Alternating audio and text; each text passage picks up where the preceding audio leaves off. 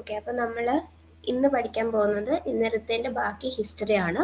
നമ്മളപ്പോൾ ഇന്നലെ പറഞ്ഞു നിർത്തിയിട്ടുണ്ടായിരുന്നത് ഇന്ത്യൻ നാഷണൽ കോൺഗ്രസിനെ പറ്റിയിട്ടും അതുപോലെ ബംഗാൾ പാർട്ടീഷനെ പറ്റിയിട്ടുമാണ് പറഞ്ഞത്.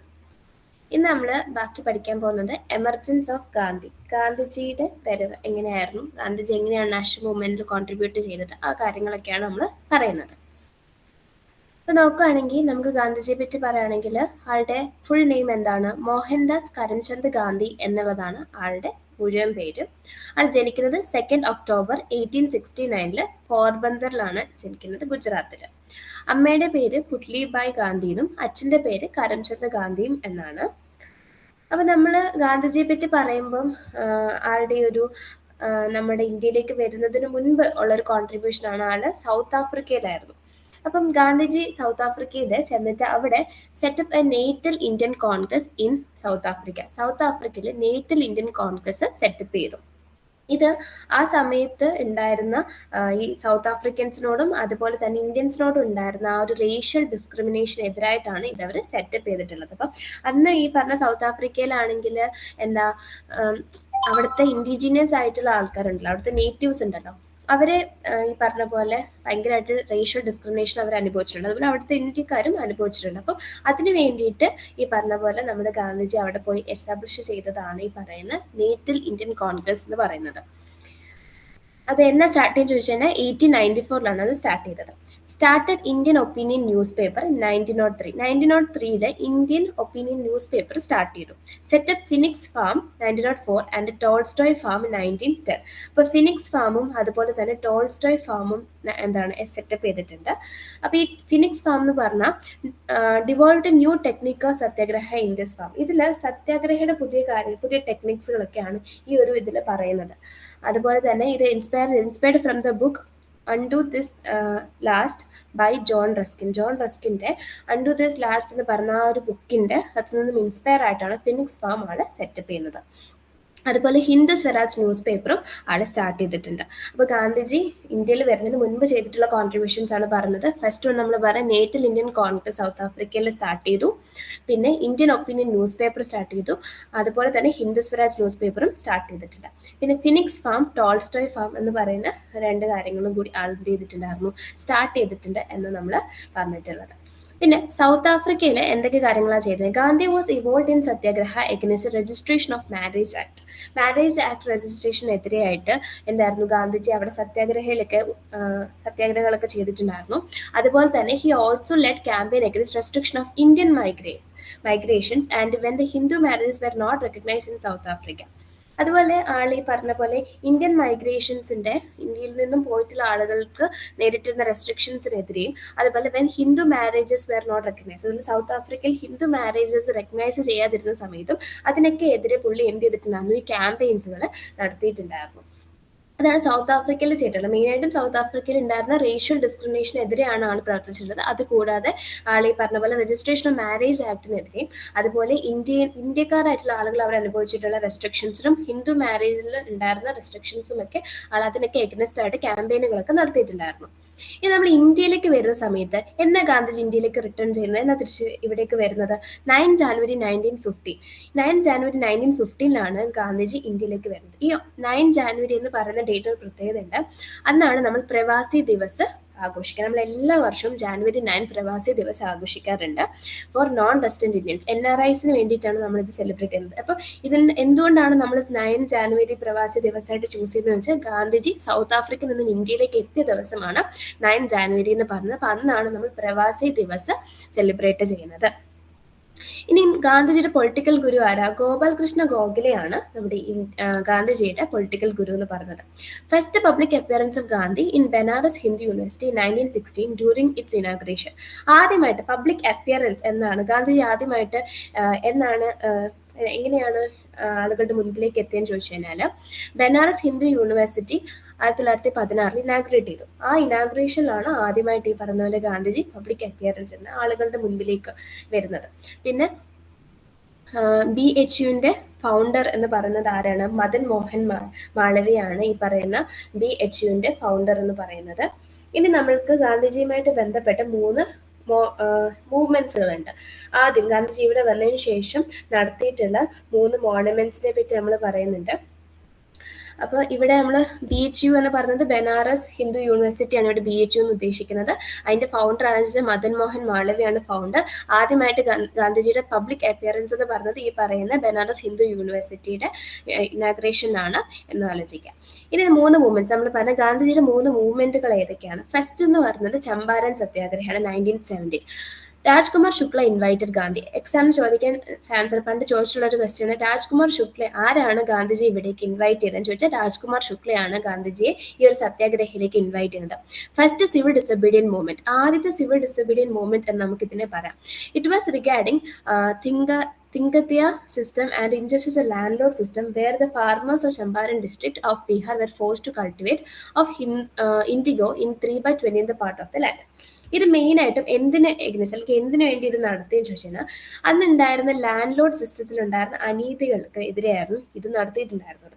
ഇവിടെ എന്താ വെച്ചാൽ ഫാർമേഴ്സ്, ഈ ചമ്പാരൻ ഡിസ്ട്രിക്റ്റിലെ ഫാർമേഴ്സ് എന്ത് ചെയ്യണമായിരുന്നു, ഇവർ ഇൻഡിഗോ അവരുടെ ലാൻഡിന്റെ 23% ഭാഗം അല്ലെങ്കിൽ 23 ഭാഗങ്ങളിലും എന്ത് നടണമായിരുന്നു, ഇൻഡിഗോ ഫോഴ്സ്ഫുള്ളി നടന്നതാണ്. ശരിക്കും പറഞ്ഞാൽ നമ്മളിപ്പം ഇവരുടെ ലാൻഡ് എന്ന് പറഞ്ഞാൽ ഏതെങ്കിലും വേറെ എന്തെങ്കിലും സാധനം കൾട്ടിവേറ്റ് ചെയ്യാൻ വേണ്ടിയിട്ടുള്ളതായിരിക്കും. പക്ഷെ ഇവരെ കൊണ്ട് നിർബന്ധിച്ച് അതിലൊരു 3 ഭാഗത്തിൽ 20 പാർട്ടിലൊരു 3 ഭാഗത്തിൽ എന്ത് നടണം എന്നവർ പറഞ്ഞു, നിർബന്ധിച്ച് അവരെ കൊണ്ട് ഇൻഡിഗോ നടിപ്പിച്ചു. അതിനെതിരെ അങ്ങനെ ഉണ്ടായിരുന്ന ആ ഒരു ലാൻഡ് ലോഡ് സിസ്റ്റം അല്ലെങ്കിൽ അവരെ കൊണ്ട് ഫോഴ്സ്ഫുള്ളി ഇത് നട്ടതിനെതിരെയാണ് ഈ പറഞ്ഞ നടിപ്പിച്ചതിനെതിരെയാണ് ഈ ഒരു ചമ്പാരൻ സത്യാഗ്രഹം നടത്തുന്നത് 1970. ആരാണ് ഗാന്ധിജി ഇൻവൈറ്റ് ചെയ്യുന്നത്? രാജ്കുമാർ ശുക്ലയാണ് ഇൻവൈറ്റ് ചെയ്യുന്നത്. ഇതൊരു സക്സസ്ഫുൾ ഇവന്റ് ആയിരുന്നു എന്നാണ് പറഞ്ഞത്. ഇനി ചമ്പാരൻ അഗ്രേറിയൻ ആക്ട് എന്താണെന്ന് പറഞ്ഞു കഴിഞ്ഞാൽ, ഇത് act abolished Tingatia system and Abwa tax was also suspended. Other people involved in Champaran Satyagraha ആരൊക്കെയാണെന്ന് വെച്ചാൽ രാജേന്ദ്ര പ്രസാദും മസർ ഉൽ ഹാഖും പിന്നെ JB കൃപാലിനി. അപ്പം മറ്റ് ആൾക്കാരായിരിക്കും വേറെ ലീഡേഴ്സ് ആരൊക്കെയാണെന്ന് ചോദിച്ചാൽ രാജേന്ദ്ര പ്രസാദ്, മഷർ ഉൽ ഹാഖ് പിന്നെ JB കൃപാലിനിയൊക്കെയാണ് മറ്റ് പാർട്ടിസിപ്പൻസ് എന്ന് പറയുന്നത്. പിന്നെ ഇതിനകത്ത് നമ്മൾ ഇതിന്റെ ഭാഗമായിട്ട് ചമ്പാരൻ അഗ്രേറിയൻ ആക്ട് കൊണ്ടുവന്നു.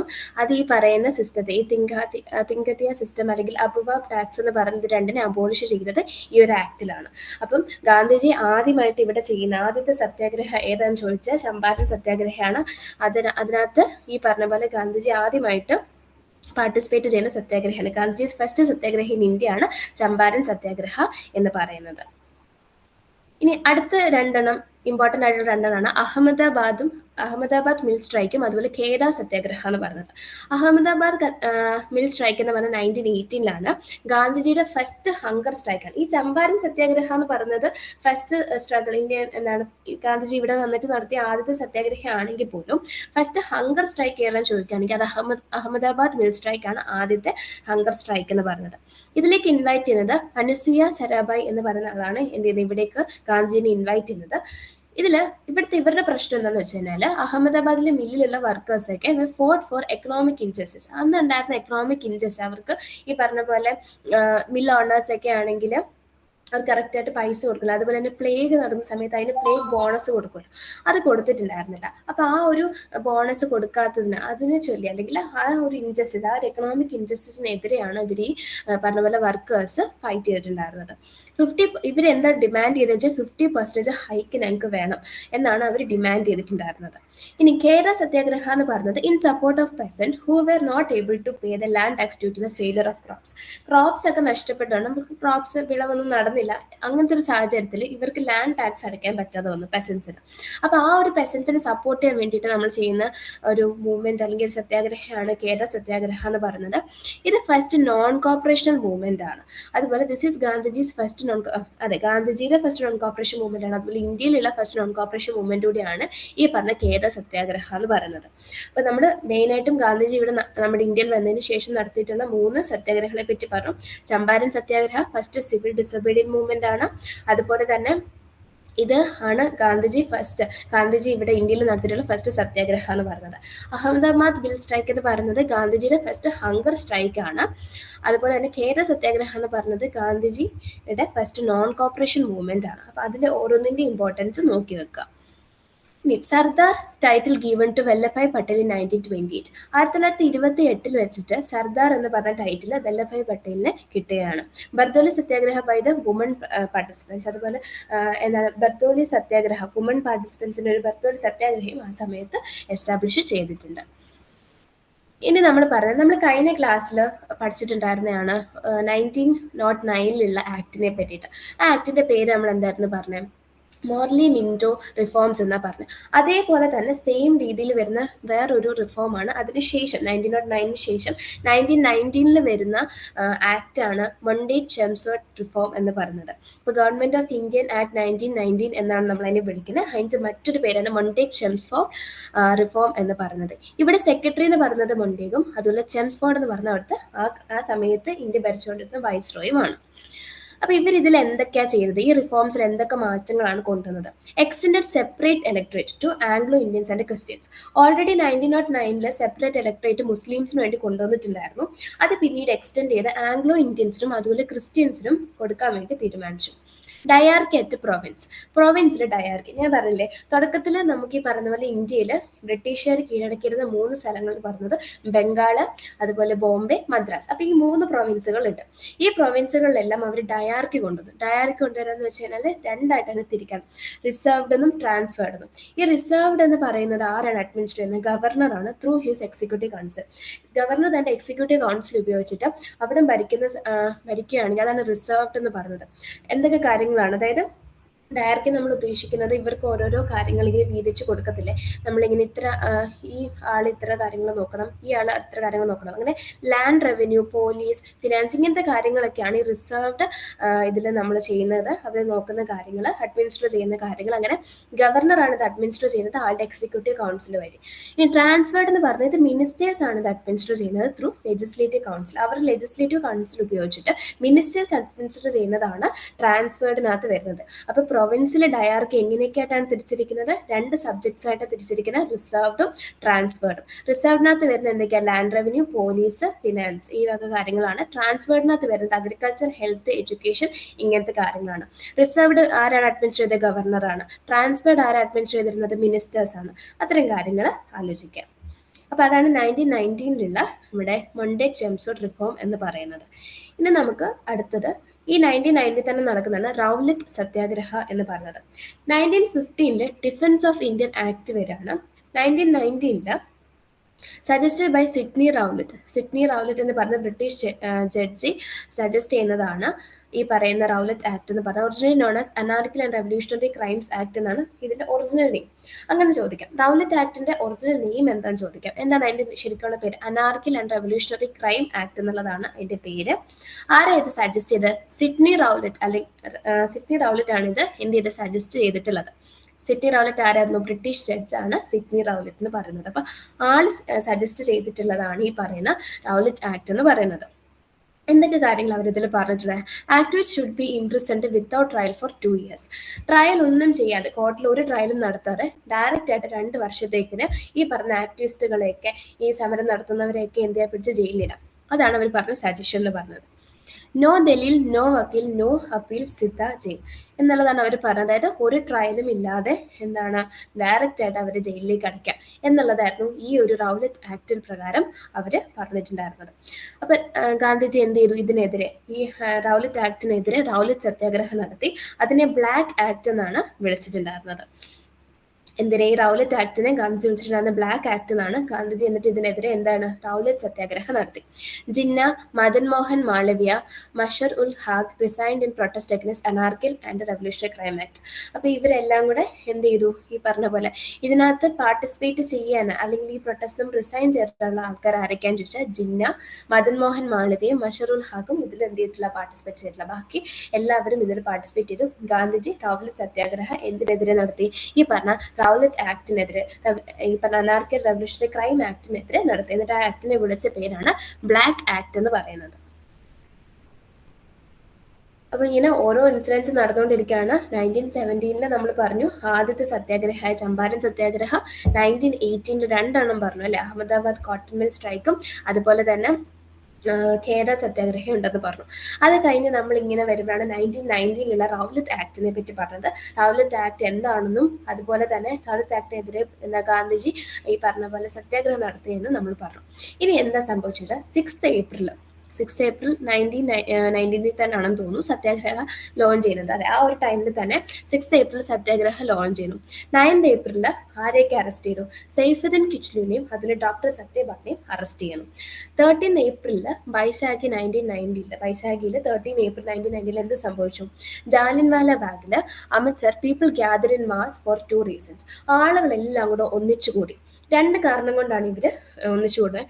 ബൈസാഖിലായതുകൊണ്ട് എന്താണ്, അതുപോലെ തന്നെ ഈ പറയുന്ന സൈഫുദ്ദീൻ കിച്ലുവിനും അതുപോലെ ഡോക്ടർ സത്യപാലിന്റെ ആ അറസ്റ്റ് കാരണവും ആണ് ഇവരെന്ത് ചെയ്യുന്നത്, അവിടേക്ക് ഒന്നിച്ചു കൂടുന്നത്. ഇവരെല്ലാവരും കൂടി എന്ത് ചെയ്യുക, ആ ഒരു സ്ഥലത്തേക്ക്, ആ ഒരു ഗ്രൗണ്ടിലേക്ക് ഒന്നിച്ചു കൂടുകയാണ്. ജാലിയൻവാല ബാഗ് എന്ന് പറയുന്ന ആ ഒരു സ്ഥലത്തേക്ക് ഈ ആളുകൾ എല്ലാവരും കൂടി ഒന്നിച്ചു കൂടുകയാണ്. ആ സമയത്ത് ഈ ജനറൽ ഡയർ എന്ത് ചെയ്തെന്ന് അറിയാമോ? അയാൾ എക്സിറ്റ്, ആകെ അതിന് ഒരൊറ്റ എക്സിറ്റേ ഉള്ളൂ, ആ എക്സിറ്റ് അടയ്ക്കുകയാണ്. ആ എക്സിറ്റ് അടച്ചിട്ട് നേരെ ക്രൗഡിലേക്ക് എന്ത് ചെയ്യണം, വെടിവെപ്പ് സ്റ്റാർട്ട് ചെയ്യണം.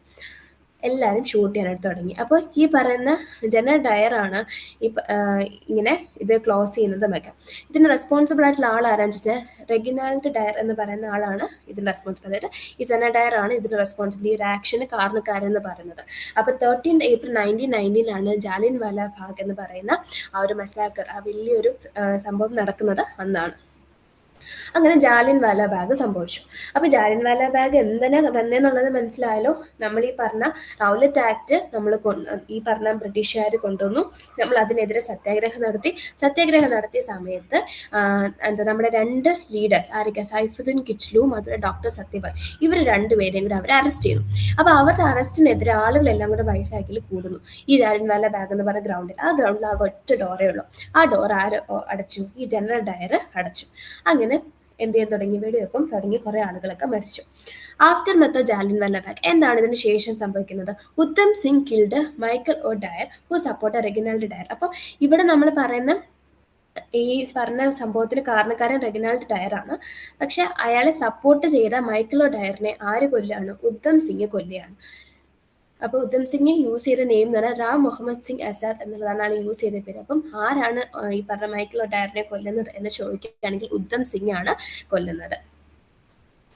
പിന്നീട് Rabindranath Tagore return to his knighthood title. Gandhi return to his Kaiser i Hind that he received for his work during Boer war. പിന്നീട് ഇവർക്ക് കിട്ടുന്ന ടൈറ്റിൽസ് ആണ് നമ്മൾ പറഞ്ഞത്. രവീന്ദ്രനാഥ് ടാഗോറിന് നൈറ്റ്ഹുഡ് എന്ന് പറഞ്ഞ ടൈറ്റിലും അതുപോലെ തന്നെ ഗാന്ധിജിക്ക് ഖൈസർ ഈ ഹിന്ദ് എന്ന് പറഞ്ഞ ടൈറ്റിലും കിട്ടുകയാണ്. Hunter commission set up to investigate the action of Reginald Dyer but did not impose any penal actions. അപ്പോൾ ഇതിന് ശേഷം ഇപ്പം ഇങ്ങനത്തെ ഒരു സംഭവം ഉണ്ടായി. ഉദ്ധം സിംഗ് ആണെങ്കിൽ ഈ ഡയറിനെ കൊന്നു, ജനറൽ ഡയറിനെ കൊല്ലുന്നു. ഇതൊക്കെ കഴിഞ്ഞപ്പോഴത്തേക്കും ഈ ബ്രിട്ടീഷുകാർ തന്നെ എന്ത് കൊണ്ടുവന്നു, ഒരു ഹണ്ടർ കമ്മീഷൻ സെറ്റപ്പ് ചെയ്തു. എന്നിട്ട് ഇൻവെസ്റ്റിഗേഷൻ സ്റ്റാർട്ട് ചെയ്തു. ഈ റെഗിനാൾഡ് ഡയറിന്റെ ആക്ഷൻസ്, അയാൾ എന്തൊക്കെ കാര്യങ്ങളാണ് പ്രവർത്തിച്ചത് എന്ന് ചെയ്യാൻ വേണ്ടിയിട്ട് അവർ ഈ പറഞ്ഞ കമ്മീഷൻ കൊണ്ടുവന്നു, ഹണ്ടർ കമ്മീഷൻ കൊണ്ടുവന്നു. പക്ഷെ പ്രത്യേകിച്ച് ഒരു ആക്ഷൻ അവരെടുത്തില്ല. ഇൻഡെംനിറ്റി ആക്ട് പാസ് ചെയ്തു. അപ്പോൾ ഈ ജാലിയൻവാല ബാഗ് ഇൻസിഡൻറ്റുമായിട്ട് ബന്ധപ്പെട്ടിട്ടാണ് ഹണ്ടർ കമ്മീഷൻ സെറ്റപ്പ് ചെയ്യുന്നത്. അപ്പോൾ അതിനകത്ത് അവർ പ്രത്യേകിച്ച് ഒരു ആക്ഷനും എടുത്തില്ല. അവർ അതിന് പകരം ഇൻഡെംനിറ്റി ആക്ട് ആണ് പാസ് ചെയ്തത്. British elite start Morning Post refund collection for Dyer. എന്നിട്ട് ഡയറിന് വേണ്ടിയിട്ട്, അപ്പോൾ ഡയറിന് ഈ പറഞ്ഞ പോലെ അയാൾക്ക് വേണ്ടിയിട്ട് ബ്രിട്ടീഷുകാർ എന്ത് ചെയ്തു എന്ന് പറയുമ്പോൾ അവർ മോർണിംഗ് പോസ്റ്റ്, അതായത് ഫണ്ട് കളക്ട് ചെയ്യാനായിട്ട് തുടങ്ങി. Rudyard Kipling also funded in this. ഇതിനകത്ത് റുഡ്യാർഡ് കിപ്ലിംഗ് ഫണ്ട് കൊടുത്തിട്ടുണ്ട് എന്നാണ് പറയുന്നത്. അപ്പോൾ ബ്രിട്ടീഷുകാർ എന്ത് ചെയ്തെന്ന് വെച്ചാൽ ഇവർ ഹണ്ടർ കമ്മീഷൻ കൊണ്ടുവന്നു, ഇൻവെസ്റ്റിഗേഷനൊക്കെ. പക്ഷെ അതിലൊരു കാര്യം ഉണ്ടായിരുന്നില്ല, അവർക്കെതിരെ പ്രത്യേകിച്ച് ഒരു ചാർജ് അവർ എടുത്തതുമില്ല. അത് മാത്രമല്ല ഡയറിന് വേണ്ടിയിട്ട് ഇവർ ഫണ്ട് കളക്ട് ചെയ്യാനും തുടങ്ങി. Maulana Hasrat Mohani coined the slogan Inquilab Zindabad during the Khilafat Andolan and was later popularised by the Bhagat Singh. പിന്നീട് ഈ സമയത്ത് മൗലാന ഹസ്രത് മൊഹിനി എന്ന് പറയുന്ന ആൾ ഇൻക്ലാബ് സിന്ദാബാദ് എന്ന് പറയുന്ന സ്ലോഗൻ മുൻപോട്ട് കൊണ്ടുവെക്കുകയാണ് ഖിലാഫത്ത് ആന്തോളന്റെ സമയത്ത്. പക്ഷെ പിന്നീട് അത് പോപ്പുലറൈസ്ഡ് ആവുന്നത്, കുറച്ചും കൂടി ആളുകളിലേക്ക് എത്തുന്നത് ഭഗത് സിംഗ് വഴിയാണ്. അപ്പോൾ നമ്മൾ സാധാരണ ക്വസ്റ്റനിൽ കാണുന്നത് ഇൻക്ലാബ് സിന്ദാബാദ് എന്ന് പറയുന്നത് ആദ്യ സ്ലോഗൻ ചോദിച്ചാൽ ഭഗത് സിംഗിനെയാണ് കാണുന്നത്. ഇനി ഓപ്ഷനിൽ ഈ പറഞ്ഞ മൗലാന ഹസ്രത് മൊഹാനി ഉണ്ടെങ്കിൽ അതാണ് കറക്റ്റ് ആയിട്ടുള്ള ആൻസർ. അപ്പൊ എന്താ ഈ ഖിലാഫത്ത് ആന്തോളൻ എന്ന് പറഞ്ഞത്? അബ്ദുൽ കലാം ആസാദിനെ ഈ ഒരു ഖിലാഫത്ത് ആന്തോളനിലേക്ക് ഇൻവൈറ്റ് ചെയ്തിട്ടുണ്ടായിരുന്നു. 1918 വെച്ചിട്ടാണ് ഈ പറഞ്ഞ പോലെ ഖിലാഫത്ത് ആന്തോളൻ സംഭവിക്കുന്നത്. ഖിലാഫത്ത് കമ്മിറ്റി ആരാണ് ആരംഭിക്കുന്നത്? അലി ബ്രദേഴ്സ്, രണ്ട് അലി ബ്രദേഴ്സുകൾ തമ്മിലാണ് ഈ പറയുന്ന ഖിലാഫത്ത് കമ്മിറ്റി ആരംഭിച്ചിട്ടുള്ളത്. ആരൊക്കെയാണ് അലി ബ്രദേഴ്സ് എന്ന് പറയുന്നത്? മൗലാന അലി, അതുപോലെ തന്നെ ഷൗക്കത്ത് അലി, ഇവർ രണ്ടുപേരുമാണ് ഇത്. അപ്പോൾ ഈ സമയത്ത് വേൾഡ് വാർ ഫസ്റ്റ് കഴിഞ്ഞ ഒരു സമയമാണ് 1918. ആ സമയത്ത് നമ്മൾ ഖിലാഫത്ത് കമ്മിറ്റി രണ്ട് അലി ബ്രദേഴ്സുകൾ തമ്മിൽ നടത്താണ്. മൗലാന അലിയും അതുപോലെ ഷൗക്കത്ത് അലി, ഇവർ രണ്ടുപേരും കൂടെ ചേർന്നിട്ട് എന്ത് സ്റ്റാർട്ട് ചെയ്തു? ഖിലാഫത്ത് കമ്മിറ്റി സ്റ്റാർട്ട് ചെയ്യാണ്. ഇതിനകത്തേക്ക് അബ്ദുൽ കലാം ആസാദിനെ ഇൻവോൾവ് ചെയ്യിപ്പിച്ചിട്ടുണ്ട് എന്നാ പറഞ്ഞത്. അതുപോലെ Indian national liberation federation Surendranath Banerjee form ചെയ്തിട്ടുണ്ട്.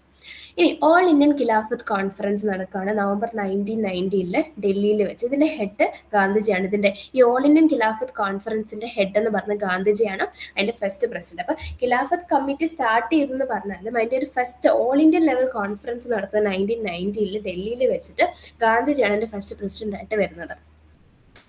പക്ഷെ ഈ പറഞ്ഞ കോൺഫറൻസിനെ കോൺഗ്രസും ഒപ്പോസ് ചെയ്തു, അതുപോലെ ബാലഗംഗാധര തിലകും അതിനെ ഒപ്പോസ് ചെയ്തു. അങ്ങനെ 1920 നമ്മുടെ ഈ പറയുന്ന ഇന്ത്യൻ നാഷണൽ കോൺഗ്രസിന്റെ കൽക്കട്ട സെഷൻ നടന്നു. അതിൽ അവർ ഈ non corporation India special session, ഈ സെഷനിൽ അവർ നോൺ കോപ്പറേഷൻ അപ്രൂവ് ചെയ്തു. അപ്പൊ 1990 ഈ ഒരു ഖിലാഫത്ത് കോൺഫറൻസ് വന്നു, പക്ഷെ അവരൊക്കെ റിജക്ട് ചെയ്തു. കോൺഗ്രസ്സുകാർക്ക് അതിനോട് വലിയ താല്പര്യം അതിൽ അവർ ഒപ്പോസ് ചെയ്തു.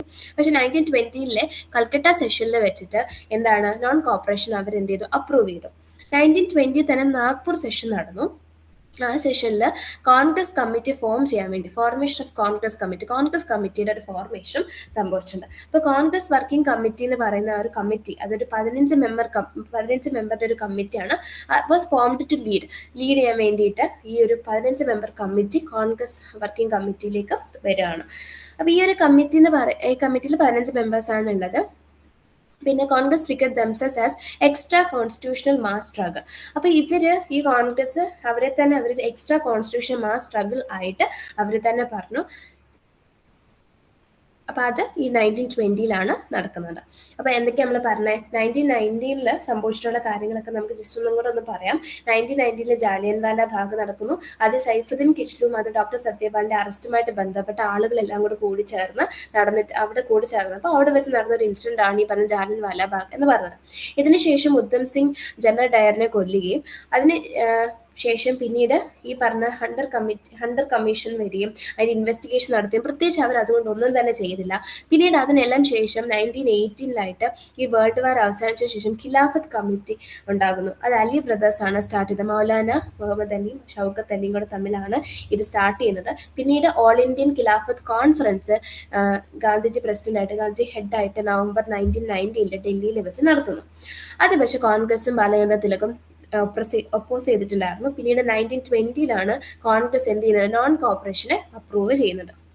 അത്ര വരെ പറഞ്ഞ് പിന്നെ കോൺഗ്രസ് എന്ത് ചെയ്തൊരു കമ്മിറ്റി, ഒരു വർക്കിംഗ് കമ്മിറ്റിയും അവർ ആരംഭിച്ചു. ഇത്രയുമാണ് 1920 വരെ നടന്നത്. ഇനി നമ്മൾ നേരെ പറയാൻ പോകുന്നത് നോൺ കോപ്പറേഷൻ മൂവ്മെന്റിനെ പറ്റിയിട്ടാണ്. നോൺ കോപ്പറേഷൻ മൂവ്മെന്റ് ലോഞ്ച് ചെയ്യുന്നത് 1920 ഇതൊരു ഹിന്ദു മുസ്ലിം യൂണിറ്റി നമുക്കിവിടെ കാണാൻ പറ്റും. അപ്പം നേരത്തെ ഈ പറഞ്ഞ പോലെ ഇടയ്ക്ക് ഇതിനിടയിൽ പ്രശ്നമൊക്കെ നടക്കുന്നുണ്ട്. മുസ്ലിം ലീഗ് ഉണ്ടാകുന്നുണ്ട്, അതുപോലെ മുസ്ലിംസും ഹിന്ദുക്കളും തമ്മിൽ പ്രശ്നം ഉണ്ടാക്കാനൊക്കെ മറ്റ് ബംഗാൾ പാർട്ടീഷനിൽ അവരൊക്കെ അങ്ങനെ ട്രൈ ചെയ്യുന്നുണ്ടായിരുന്നു. പക്ഷേ ഈ ഒരു നോൺ കോപ്പറേഷൻ മൂവ്മെന്റിലേക്ക് വരുമ്പോൾ നമുക്ക് കാണാൻ പറ്റും ഹിന്ദു മുസ്ലിം യൂണിറ്റി നമുക്ക് കാണാനായിട്ട് പറ്റും. 1921 Tilak Swaraj fund in remembrance Balagangadhara തിലകിന്റെ ഓർമ്മയ്ക്കായിട്ട് തിലക് സ്വരാജ് ഫണ്ട് ആരംഭിക്കുന്നുണ്ട്. ഇതിന്റെ ഭാഗമായിട്ട് നമ്മൾ ലോക്കൽ സ്ട്രഗിൾസ് ഏതൊക്കെയാണെന്ന് വെച്ചാൽ ഏക മൂവ്മെന്റ് യു.പിയിൽ നടക്കുകയും മാപ്ല റിവോൾട്ട് മലബാറിൽ നടക്കുകയും ചെയ്തു. മാപ്ല റിവോൾട്ട് തന്നെ മലബാർ റിവോൾട്ട് എന്ന് നമ്മൾ വിളിക്കാറുണ്ട്. അപ്പൊ ഏക മൂവ്മെന്റ് യു.പിയിൽ 1921 ആരാണ്? മദ്രാസി പാസിയാണ് അത് നയിക്കുന്നത്. 1921 മാപ്ല റിവോൾട്ട് അല്ലെങ്കിൽ മലബാർ റിവോൾട്ട് എന്ന് പറയുന്നത്. ഇനി Sikh agitation for the removal of corrupt mahants and Awadh Kisan movement peasant movement also start. അപ്പൊ ഈ ഒരു സമയത്ത് കുഞ്ഞു മൂവ്മെന്റ്സുകളൊക്കെ നടക്കുന്നുണ്ട്. ഏക മൂവ്മെന്റ്, മാപ്ല റിവോൾട്ട്, ഇതൊക്കെ എന്ന് വെച്ചാൽ ഒരു പെസന്റ് മൂവ്മെന്റ് ആണ്. ഈ ബ്രിട്ടീഷുകാർക്ക് അല്ലെങ്കിൽ അന്ന് ഉണ്ടായിരുന്ന പെസൻസിന്റെ ആവശ്യങ്ങൾക്ക് വേണ്ടിയിട്ട് നടത്തിയിട്ടുള്ള പെസന്റ് മൂവ്മെന്റുകളാണ് ഈ പറയുന്ന ഏക മൂവ്മെന്റ് ആയിക്കോട്ടെ, മാപ്ല മൂവ്മെന്റ് ആയിക്കോട്ടെ, അവധ് കിസാൻ മൂവ്മെന്റ്, ഇതൊക്കെ എന്ന് പറഞ്ഞാൽ ആ സമയത്ത് നടന്ന പെസന്റ് മൂവ്മെന്റ്സുകളാണ്. Non cooperation movement was endorsed in Khilafat Andolan. അപ്പോൾ ഈ ഖിലാഫത്ത് മൂവ്മെന്റിലേക്ക് അല്ലെങ്കിൽ ഖിലാഫത്ത് കമ്മിറ്റിയിലേക്ക് നോൺ കോപ്പറേഷൻ മൂവ്മെന്റ് കടന്നു വരുന്നുണ്ട്. നോൺ കോപ്പറേഷൻ മൂവ്മെന്റ് എങ്ങനെയൊക്കെ നമ്മൾ സ്പ്രെഡ് ചെയ്തതെന്ന് വെച്ചാൽ school and college established national level. ഇത് എങ്ങനെയൊക്കെ നമ്മൾ ഈ നോൺ കോപ്പറേഷൻ മൂവ്മെന്റ് സ്പ്രെഡ് ആക്കി അല്ലെങ്കിൽ എന്തൊക്കെ കാര്യങ്ങൾ അവർ കൊണ്ടുവന്ന് വെച്ചാൽ സ്കൂളും കോളേജസും ഒക്കെ നാഷണൽ ലെവലിൽ അവർ എസ്റ്റാബ്ലിഷ് ചെയ്യാൻ തുടങ്ങി. അങ്ങനെ തുടങ്ങിയതാണ് ജാമിയ മില്ലിയ, കാശി വിദ്യാപീഠ്, ബീഹാർ വിദ്യാപീഠം എന്നൊക്കെ പറഞ്ഞത്. Lawyers gave up their practice. അതുപോലെ ലോയേഴ്സ് ആണെങ്കിലോ അവരവരുടെ പ്രാക്ടീസ് കളഞ്ഞു. ഫോറിൻ ക്ലോത്ത്സ് ബേൺ ചെയ്തു. 1 crore were collected through Swaraj fund. നമ്മൾ ഈ സ്വരാജ് ഫണ്ട്, തിലക് സ്വരാജ് ഫണ്ട് ഉണ്ടാക്കിയെന്ന് പറഞ്ഞില്ലേ, അതുവഴി 1 കോടി രൂപയോളം അവർ എന്ത് ചെയ്തു, കളക്റ്റും ചെയ്തിട്ടുണ്ട്. After of non cooperation movement. ഈ നോൺ കോപ്പറേഷൻ മൂവ്മെന്റ് നമ്മൾ നിർത്തലാക്കി വെക്കുകയാണ് കുറച്ച് നാളത്തേക്കിന്. എന്തിനു വേണ്ടിയിട്ട്, എന്തുകൊണ്ടായിരുന്നു നിർത്തലാക്കിയെന്ന് ചോദിച്ചു കഴിഞ്ഞാൽ 4th February 1922 ഒരു സംഭവം ഉണ്ടായി. ചൗരി ചൗര ഇൻസിഡന്റ് എന്ന് പറഞ്ഞത്. ഇത് ചൗരി ചൗര എന്ന് പറയുന്ന വില്ലേജിൽ, ഖോരഗ്പൂരിലുള്ള ചൗരി ചൗര എന്ന് പറയുന്ന സ്ഥലത്താണ് ഇത് നടക്കുന്നത്. ഇതിലിപ്പോൾ നിങ്ങൾക്ക് ആ ഡേറ്റ് നോക്കുമ്പോൾ തന്നെ മനസ്സിലാവും, 1922 എന്നല്ലേ പറയുന്നത്. അപ്പോൾ 22, അപ്പോൾ അതിനകത്ത് മരിച്ചതും എത്ര പോലീസുകാരാണ്? 22 പോലീസാണ് അതിൽ മരിക്കുന്നത്. അങ്ങനെ നമുക്ക് കണക്ട് ചെയ്യാൻ പറ്റും. അപ്പോൾ 1922 ചൗരി ചൗര ഇൻസിഡന്റ് നടക്കുന്നു. അതിൽ 22 പോലീസുകാർ മരിക്കുന്നു. Due A local protest that cost fire in the police station. അപ്പോൾ ഇതിൽ എന്താ സംഭവം എന്ന് വെച്ച് കഴിഞ്ഞാൽ, കുറച്ച് പ്രൊട്ടസ്റ്റേഴ്സ് എല്ലാവരും കൂടെ ചെന്നിട്ട് പോലീസ് സ്റ്റേഷൻ അതിക്രമിക്കുകയും പോലീസ് സ്റ്റേഷൻ കത്തിക്കുകയും ചെയ്യണം. അങ്ങനെ 22 പോലീസുകാർ അതിൽ മരിക്കുകയാണ്. ഈ ഇൻസിഡന്റ് സംഭവിക്കുന്നു. ഈ ഇൻസിഡന്റിന്റെ ഭാഗമായിട്ട്, ഈ ഇൻസിഡന്റ് നടന്നു കഴിഞ്ഞപ്പം ഗാന്ധിജി എന്ത് വിഡ്രോ ചെയ്തു? നോൺ കോപ്പറേഷൻ മൂവ്മെന്റ് വിഡ്രോ ചെയ്തു. എന്നിട്ട് ജയിൽഡ് ഇൻ മാർച്ച് 1922. 1922 ഗാന്ധിജി പിടിച്ച് ജയിലിടുകയും ചെയ്തു. അപ്പോൾ ചൗരി ചൗര ഇൻസിഡന്റ് നടക്കുന്നു. അപ്പം അത്രയും നാളും ഈ 2020 സ്റ്റാർട്ട് ചെയ്ത നോൺ കോപ്പറേഷൻ മൂവ്മെന്റ് വലിയ കുഴപ്പമില്ലാണ്ട് ഇങ്ങനെ നടന്നുകൊണ്ടിരിക്കുകയാണ്. ആളുകളുടെ ഇടയിലേക്ക് അത് പോപ്പുലറായിട്ട് ഇങ്ങനെ വന്നിരിക്കുകയാണ്. ആളുകൾ ഓരോന്ന് ചെയ്യുന്നുണ്ട്. പക്ഷെ ആ സമയത്താണ് 1922 ഈ ചൗരി ചൗര ഇൻസിഡന്റ് ഉണ്ടാകുന്നത്. അങ്ങനെ ആ ഇൻസിഡന്റ് ഭാഗമായിട്ട് ഗാന്ധിജിക്ക് നോൺ കോപ്പറേഷൻ മൂവ്മെന്റ് നിർത്തലാക്കി വെക്കേണ്ടി വന്നു. പിന്നീട് അദ്ദേഹം ജയിലിലാവുകയും ചെയ്യാണ് 1922. അപ്പോഴും ഈ പറഞ്ഞ കോൺഗ്രസ് സെഷൻസ് ഒക്കെ നടക്കുന്നുണ്ട്. നമ്മൾ കഴിഞ്ഞ ക്ലാസ്സിൽ ഓരോ സെഷൻസിനെ പറ്റി പറഞ്ഞു. അങ്ങനെ ബർദൌലിയിൽ വെച്ചിട്ട് കോൺഗ്രസ് സെഷൻ നടന്നു. അതിൽ ഒഫീഷ്യലി അവരെന്ത് സസ്പെൻഡ് ചെയ്തു? നോൺ കോപ്പറേഷൻ മൂവ്മെന്റ് സസ്പെൻഡ് ചെയ്തു. Political vacuum created after this. ഇതിന് ശേഷം ഒരു പൊളിറ്റിക്കൽ വാക്യൂമാണ് സംഭവിച്ചത്. ഇതിന് ശേഷം എന്താണ്, ഇടയ്ക്കൊരു ഭയങ്കര വലിയൊരു ഗ്യാപ്പ് നടക്കുകയാണ്. അപ്പൊ എന്താണ്? Councils were boycotted. കൗൺസിലുകളൊക്കെ ബോയ്ക്കോട്ട് ചെയ്തു. പിന്നീട് എന്താണ്, കൗൺസിൽസ് എൻട്രി സംഭവിക്കുന്നു. ഗാന്ധിജി ഈ ഒരു ഐഡിയനെ ഒപ്പോസ് ചെയ്തു. CR ദാസ്, മോത്തിലാൽ നെഹ്റു, അജ്മൽ ഖാൻ എന്ന് പറഞ്ഞ അവർ കുറെ പ്രോ ചേഞ്ചേഴ്സ് വരുന്നു. അവര് എന്താണ്, അവർ കൊണ്ടുവരുന്ന ഐഡിയാസ് ഗാന്ധിജി ഒപ്പോസ് ചെയ്തു.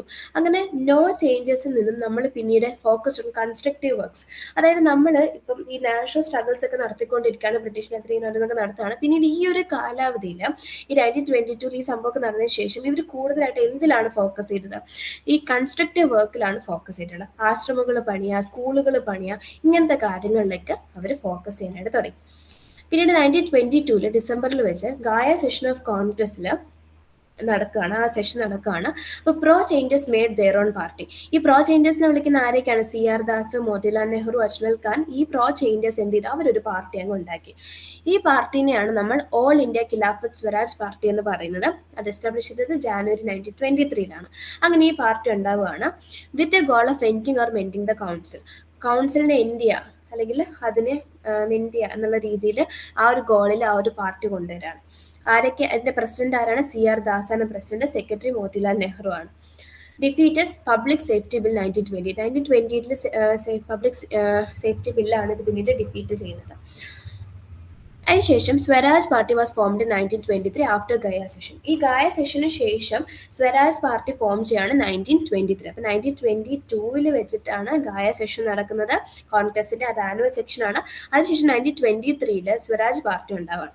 സ്വരാജ് പാർട്ടിയെ തന്നെ നമ്മൾ രണ്ടായിട്ട് തിരിക്കുന്നുണ്ട്. റെസ്പോൺസിവിസ്റ്റും അതുപോലെ നോൺ റെസ്പോൺസിവിസ്റ്റ്. അങ്ങനെ രണ്ടായിട്ട് തിരിച്ചു. അതായത് after that CR Das 1925. 1925 CR Das മരിക്കുന്നതിന് ശേഷം ആണ് ഇതിനെ രണ്ടായിട്ട് തിരിക്കുന്നത്. റെസ്പോൺസിവിസ്റ്റ് എന്നും നോൺ റെസ്പോൺസിവിസ്റ്റ് എന്നും പറഞ്ഞിട്ട് രണ്ടായിട്ട് തിരിക്കുന്നത്. 1924 നമ്മൾ പറഞ്ഞു 1924 പ്രത്യേകത എന്താ? അത് ഗാന്ധിജി നയിച്ചിട്ടുള്ള ഒരേ ഒരു സെഷനാണ് കോൺഗ്രസിൽ. ആ ഒരു ബെൽഗം സെക്ഷനിൽ വെച്ചിട്ട് Congress was presided by Gandhiji. അതിനകത്ത് എന്താണ്, ഈ സ്വരാജ് പാർട്ടി അവർ കോൺഗ്രസിൽ തന്നെ അക്സെപ്റ്റ് ചെയ്തു. ഇതിൽ നമ്മൾ പറഞ്ഞിട്ടുണ്ടായിരുന്നത് എന്താണ്, ഈ ഒരു സംഭവത്തിന് ശേഷം നമ്മൾ 1920 നോൺ കോപ്പറേഷൻ മൂവ്മെന്റ് നിർത്തിയതിന് ശേഷം ഈ പറഞ്ഞ പോലെ കുറച്ച് നാളത്തേക്ക് ഒരു വാക്യൂം ആയിരുന്നു. അവിടെ പ്രത്യേകിച്ച് ഒന്നും തന്നെ ഉണ്ടായിരുന്നില്ല, നാഷണൽ സ്ട്രഗിൾസ് ഒന്നും ഉണ്ടായിരുന്നില്ല. അവർ കൂടുതൽ ഫോക്കസ് ചെയ്ത കൺസ്ട്രക്റ്റീവ് വർക്കിലൊക്കെ ആയിരുന്നു. അങ്ങനെ ഇരുന്ന സമയത്ത് ആര്യ തുടങ്ങിയിട്ടുള്ള CR ദാസ് തുടങ്ങിയിട്ടുള്ള ഓൾ ഖിലാഫത്ത് സ്വരാജ് പാർട്ടി എന്നുള്ളത് പിന്നീട് സ്വരാജ് പാർട്ടിയായിട്ട് മാറിയാണ് 1923. പിന്നീട് ഗാന്ധിജിയുടെ ആ ഒരു 1924 സെഷനിൽ വെച്ചിട്ടാണ് സ്വരാജ് പാർട്ടി കോൺഗ്രസിനുള്ളിൽ തന്നെ അതിനെ അക്സെപ്റ്റ് ചെയ്യുന്നത്. കോൺഗ്രസ്സുകാർ തന്നെ അതിനെന്താ സ്വരാജ് പാർട്ടിനെ അക്സെപ്റ്റ് ചെയ്യുന്നതെന്ന് ചോദിച്ചാൽ 1924 അതിനെ അക്സെപ്റ്റ് ചെയ്യുന്നത്. ആരുടെ മരണത്തിന് ശേഷം? CR ദാസിന്റെ മരണത്തിന് ശേഷം. അപ്പൊ അത്രയാണ് നമ്മൾ ഗാന്ധിജിയുടെ പറഞ്ഞത്. ഗാന്ധിജിയുടെ കഴിഞ്ഞിട്ടില്ല, ഇനി നമ്മൾ പറഞ്ഞത് ഗാന്ധിജിയുടെ കാര്യങ്ങൾ തന്നെയാണ് ഇനി പറയുന്നത്. അപ്പൊ എന്തൊക്കെ കാര്യങ്ങളാണ് ജസ്റ്റ് നമുക്ക് ആ ഒരു ഇൻസിഡൻസ് ഓർന്ന് നോക്കാം. ഫസ്റ്റ് നമ്മൾ ഗാന്ധിജിയുടെ എന്താണ് ആളുടെ മുഴുവൻ പേര്, അച്ഛൻ്റെ അമ്മയുടെ പേര്, കാര്യങ്ങളൊക്കെ പറഞ്ഞു. ഗാന്ധിജി ആഫ്രിക്കയിലെ നേറ്റൽ ഇന്ത്യൻ കോൺഗ്രസ് സ്ഥാപിച്ചു എന്ന് പറഞ്ഞു. ഇന്ത്യൻ ഒപ്പീനിയൻ ന്യൂസ് പേപ്പറും ഹിന്ദു സ്വരാജ് ന്യൂസ് പേപ്പറും സ്റ്റാർട്ട് ചെയ്തു. ഫിനിക്സ് ഫാമും ടോൾസ്റ്റോയ് ഫാമും സെറ്റപ്പ് ചെയ്തു. അതിനുശേഷം ആള് ഇന്ത്യയിലേക്ക് വരികയാണ്. ഇന്ത്യയിൽ വന്നതിന് ശേഷം എന്താണ് 3 മൂവ്മെന്റ്സിലാണ് ഏർപ്പെടുന്നത്. ചമ്പാരൻ സത്യാഗ്രഹമാണ് ആളുടെ ഫസ്റ്റ് സിവിൽ ഡിസൊബീഡിയന്റ് മൂവ്മെന്റ്, അല്ലെങ്കിൽ ഗാന്ധിജി നടത്തുന്ന ആദ്യത്തെ സത്യാഗ്രഹ. പിന്നെ അഹമ്മദാബാദ് മിൽ സ്ട്രൈക്കിനെ പറ്റി പറഞ്ഞു. ഗാന്ധി നടത്തുന്ന ഫസ്റ്റ് ഹങ്കർ സ്ട്രൈക്ക് ആണത്. കേരള സത്യാഗ്രഹിനെ പറ്റി പറഞ്ഞു. അതിനുശേഷം പിന്നീട് നമ്മൾ പറഞ്ഞിട്ടുണ്ടായിരുന്നത് മൊണ്ടേക് ചെംസോഡ് റിഫോമിന്റെ ഭാഗമായിട്ട് ഡയാർക്കി പ്രൊവിൻസിൽ ഉണ്ടാകുന്നു. അതിനുശേഷം റൗലറ്റ് ആക്ട് നിലവിൽ വരുന്നു. ഈ റൗലറ്റ് ആക്ടിനെ ആര് പ്രൊട്ടസ്റ്റ് ചെയ്യുന്നു? ഗാന്ധിജി പ്രൊട്ടസ്റ്റ് ചെയ്യുന്നു. അങ്ങനെ റൗലറ്റ് സത്യാഗ്രഹ വരികയാണ്. റൗലറ്റ് സത്യാഗ്രഹ വന്നതിന് ശേഷം 1919 വെച്ചിട്ട് ജാലിയൻവാല ബാഗ് മസാക്കർ സംഭവിക്കുന്നു. അതിനുശേഷം ഇതിനെതിരെ ആൾക്കാരെല്ലാം പ്രൊട്ടസ്റ്റ് ചെയ്യുന്നു. ഹണ്ടർ കമ്മീഷൻ വരുന്നു. പക്ഷെ അത് നടപടിയൊന്നും എടുത്തില്ല. അത് കഴിഞ്ഞ് ഖിലാഫത്ത് ആന്തോളൻ വരികയാണ്. ഖിലാഫത്ത് ആന്തോളൻ എന്ന് പറയുന്നത് 2 അലി ബ്രദേഴ്സും നടത്തുന്ന ഒരു കമ്മിറ്റിയാണ്. ഈ കമ്മിറ്റി പിന്നീട് ഗാന്ധിജി ഓൾ ഇന്ത്യൻ ഖിലാഫത്ത് കോൺഫറൻസ് ആയിട്ട് നടത്തുന്നു. പക്ഷെ അതിനെ കോൺഗ്രസ് ഒപ്പോസ് ചെയ്തു. പിന്നീട് കോൺഗ്രസ് അത് അക്സെപ്റ്റ് ചെയ്യുന്നു. അങ്ങനെ അത് മുൻപോട്ട് പോകുന്നു. പിന്നീട് നോൺ കോപ്പറേഷൻ മൂവ്മെന്റ് ആയിട്ട് 1920 ലോഞ്ച് ആവുകയാണ്. നോൺ കോപ്പറേഷൻ മൂവ്മെന്റിന്റെ സമയത്ത് ഈ പറഞ്ഞ പോലെ ചൗരി ചൗര ഇൻസിഡന്റ് ഉണ്ടാവുന്നു. ആ ഇൻസിഡന്റിന്റെ ഭാഗമായിട്ട് നോൺ കോപ്പറേഷൻ മൂവ്മെന്റ് നമ്മൾ സ്റ്റോപ്പ് ചെയ്തു. അങ്ങനെ ഇരിക്കുന്ന സമയത്ത് നമുക്ക് അവിടെ ഒരു പൊളിറ്റിക്കൽ വാക്യൂം ക്രിയേറ്റ് ആവുകയാണ്. അങ്ങനെ ഇരിക്കുമ്പോഴാണ് സ്വരാജ് പാർട്ടി ഫോം ചെയ്യുന്നത്. സ്വരാജ് പാർട്ടിയെ തന്നെ നമ്മൾ CR ദാസിന്റെ മരണത്തിന് ശേഷം റെസ്പോൺസിവിസ്റ്റ് എന്നും നോൺ റെസ്പോൺസിവിസ്റ്റ് എന്ന് പറഞ്ഞിരിക്കുന്നു. കോൺഗ്രസ് 1924 സെഷനിൽ വെച്ചിട്ട് സ്വരാജ് പാർട്ടിനെ അക്സെപ്റ്റ് ചെയ്യുന്നു. അങ്ങനെ പോയിക്കൊണ്ടിരിക്കുന്നു. അപ്പൊ നമ്മൾ ഇതിൽ പറയുന്ന മെയിൻ ഇൻസിഡന്റ് എന്ന് പറയുന്നത് അദ്ദേഹത്തിന്റെ കുറച്ച് സത്യാഗ്രഹങ്ങളെ പറ്റിയിട്ട് നോൺ കോപ്പറേഷൻ മൂവ്മെന്റിനെ പറ്റിയിട്ടാണ്. ഇനി നമുക്കറിയാം ഗാന്ധിജി നടത്തുന്ന മറ്റൊരു പ്രധാനപ്പെട്ട കാര്യമാണ് ഈ CDM എന്ന് പറയുന്നത്. എന്താണ്? സിവിൽ ഡിസൊബീഡിയന്റ് മൂവ്മെന്റ് എന്ന് പറയുന്നത്. അതെന്താന്ന് നമുക്ക് നോക്കാം. ഫസ്റ്റ് നമ്മൾ പറഞ്ഞ തിയറി ഓഫ് സോഷ്യലിസം എന്നുള്ളതാണ്. തിയറി ഓഫ് സോഷ്യലിസം എന്ന് പറഞ്ഞാൽ കാൾ മാർക്സിൻ്റെതാണ്. Only option to remove the rich class from the society is mass struggle. അപ്പോൾ ഈ തിയറി ഓഫ് സോഷ്യലിസത്തിലൂടെ എന്താ പുള്ളി ഉദ്ദേശിക്കുന്നത്? കാൾ മാർക്സ് പറയുന്നത് എന്താണ്? നമുക്ക് ഈ റിച്ച് ക്ലാസ്സിനെ, സൊസൈറ്റിയിൽ നിന്നും റിച്ച് ക്ലാസ്സിനെ റിമൂവ് ചെയ്യാനുള്ള ഒറ്റ ഒരു വഴി എന്ന് പറഞ്ഞാൽ മാസ് സ്ട്രഗിൾ നടത്തുക. നമ്മൾ എല്ലാവരും കൂടെ നിന്ന് ആളുകൾ കൊണ്ട് സ്ട്രഗിൾ നടത്തുന്നതാണ് ഈ അങ്ങനെ നടത്തിയാൽ മാത്രമേ നമുക്ക് റിച്ച് ക്ലാസ്സിനെ റിമൂവ് ചെയ്യാൻ പറ്റൂ എന്നുള്ളതാണ് തിയറി ഓഫ് സോഷ്യലിസത്തിൽ കാൾ മാർക്സ് മുൻപോട്ട് വെക്കുന്ന കാര്യം. അപ്പം സോഷ്യലിസം വേണം, അല്ലെങ്കിൽ സോഷ്യലിസം എന്ന് പറഞ്ഞൊരു ഐഡിയ വരാനുള്ള റീസൺ എന്താണെന്ന് ചോദിച്ചാൽ റഷ്യൻ റെവല്യൂഷൻ 1917 നടന്ന റഷ്യൻ റെവല്യൂഷൻ അതിനൊരു കാരണമാണ്. അങ്ങനെ ഫോർമേഷൻ ഓഫ് പാർട്ടി നടക്കുകയാണ്. ഇനിയും ഈ സോഷ്യലിസത്തിന്റെ ഐഡിയ മുൻപോട്ട് വെച്ചിട്ട് വരുന്ന ഒരു പാർട്ടിയാണ് കമ്മ്യൂണിസ്റ്റ് പാർട്ടി ഓഫ് ഇന്ത്യ എന്ന് പറയുന്നത്. അപ്പോൾ നമ്മൾ ഇന്ത്യൻ നാഷണൽ കോൺഗ്രസിനെ പറ്റി പറഞ്ഞു. അതുപോലെ തന്നെ വരുന്ന മറ്റൊരു നമ്മൾ പാർട്ടി രീതി നോക്കുകയാണെങ്കിൽ കമ്മ്യൂണിസ്റ്റ് പാർട്ടി ഓഫ് ഇന്ത്യ വരെയാണ് 1920 തഷ്കെന്റ് ഉസ്ബെക്കിസ്ഥാനിലാണ് അതിൻ്റെ ഒരു കമ്മ്യൂണിസ്റ്റ് പാർട്ടിയുടെ ഒരു ഫോംഡ് ബൈ MN റോയ് ആണ് അത് ഫോം ചെയ്യുന്നത്. 1925 ഫോർമലൈസ്ഡ് ഇൻ കാൺപൂരിൽ അതിനെ എന്ത് ചെയ്ത് ഫോർമലൈസ് ചെയ്തു. 1924 party was involve in Kanpur Bolshevik conspiracy case. ഈ 1924 സമയത്ത് ഈ പാർട്ടി കാൺപൂർ ബോൾഷെവിക് കോൺസ്പിറസി കേസിൽ ഇൻവോൾവ് ആയിട്ടുണ്ടായിരുന്നു. അത് ഇൻവോൾവ് ആയ ആളുകളായിരിക്കും വെച്ചാൽ SA ധാംഗെ, മുസാഫർ അഹമ്മദ്, ഷൗക്കത്ത് ഉസ്മാനി. ഈ ആളുകളാണ് 1924 ഈ പറഞ്ഞ കാൺപൂർ ബോൾഷെവിക് കോൺസ്പിറസി കേസിൽ ഇൻവോൾവ് ആയിട്ടുണ്ടായിരുന്ന ആളുകൾ. പിന്നീട് 1929 മീററ്റ് കോൺസ്പിറസി കേസിലും ഇവർ ഇൻവോൾവ് ആയിട്ടുണ്ടായിരുന്നു. 1920 all Indian trade union Congress അതിനകത്ത് ഈ പറഞ്ഞ NM ജോഷി, ലാലാ ലജ്പത് റായ്, ദേവൻ ചമാൻ ലാൽ ഇങ്ങനത്തുള്ള ആളുകൾ, പിന്നെ ജോസഫ് ബാപ്പിസ്റ്റ, ഇവരെല്ലാവരും കൂടി ഉണ്ടായിരുന്ന ആ ഒരു all Indian trade union Congress 1920 നടക്കുകയാണ്. അപ്പോൾ ഫാദർ ഓഫ് ട്രേഡ് യൂണിയൻ എന്ന് നമ്മൾ വിളിക്കുക NM ലോഗന്റെനെ. He founded the Bombay mill association. Bombay mill association found ചെയ്ത ആളാണ് ഈ പറഞ്ഞ NM ലോഗന്റെ എന്ന് പറയുന്നത്. അപ്പോൾ അവർ എല്ലാവരും കൂടി ഉണ്ടായിരുന്ന ആ ഒരു union, all Indian trade union Congress 1920 വെച്ച് നടത്തുന്നുണ്ട്. അപ്പോൾ കമ്മ്യൂണിസ്റ്റ് പാർട്ടി ഓഫ് ഇന്ത്യ 1920 വരുന്നുണ്ട്. 1920 തന്നെ all Indian trade union Congress എന്ന് പറയുന്ന ഒരു സംഭവം എസ്റ്റാബ്ലിഷ് ചെയ്തിട്ടുണ്ട്. പിന്നെ ഈ സമയത്ത് ഉണ്ടായിരുന്ന കാസ്റ്റ് മൂവ്മെന്റ് ആണ് സെൽഫ് റെസ്പെക്ട് മൂവ്മെന്റ് എന്ന് പറയുന്നത്. EV രാമസ്വാമി നായ്ക്കറിന്റെ സെൽഫ് റെസ്പെക്ട് മൂവ്മെന്റ് അവിടെ ഉണ്ടായിരുന്നു. നമ്മുടെ കാസ്റ്റ് മൂവ്മെന്റ് ആയിട്ട് നമുക്ക് പറയാം. അതുപോലെ മഹത് സത്യാഗ്രഹ എന്ന് പറയുന്നത് ഡോക്ടർ BR അംബേദ്കറിൻ്റെതാണ് മഹത് സത്യാഗ്രഹ. അത് 1927 ഉണ്ടായിരുന്ന 2 കാസ്റ്റ് മൂവ്മെന്റ്സ് ആണ്. അത് ഓർത്ത് വെക്കുക, ജസ്റ്റ് ആ പോയിന്റ്. എന്താണ് caste movement, self respect movement എന്ന് പറയുന്നത് EV രാമസ്വാമി നായ്ക്കറിൻ്റെത്, മഹത് സത്യാഗ്രഹ എന്ന് പറയുന്നത് ഡോക്ടർ BR അംബേദ്കറാണ്. ഇവർ രണ്ടുപേരുടെയും കൂടെയുള്ള ആ ഒരു കാസ്റ്റ് മൂവ്മെന്റ്സ് ഓർത്ത് വെക്കാം. ഇനി കുറച്ച് പ്രധാനപ്പെട്ട നോവൽസ് അല്ലെങ്കിൽ ബുക്സ് എന്തൊക്കെയാന്ന് നോക്കാം. ഭണ്ടി ജീവൻ എന്ന് പറഞ്ഞ സച്ചിൻ സന്യാലിന്റെ ബുക്കാണ് ഭണ്ടി ജീവൻ. പിന്നെ പാദർദാബി എന്ന് പറഞ്ഞ ശരത് ചന്ദ്ര ചാറ്റർജിയുടേതാണ്. ഫിലോസഫി ഓഫ് ബോംബ് എന്ന് പറഞ്ഞത് BC ബൊഹ്റയുടേതാണ്. അപ്പോൾ ആ ഒരു ബുക്സും ഓതേഴ്സും ഓർത്ത് വെക്കാം.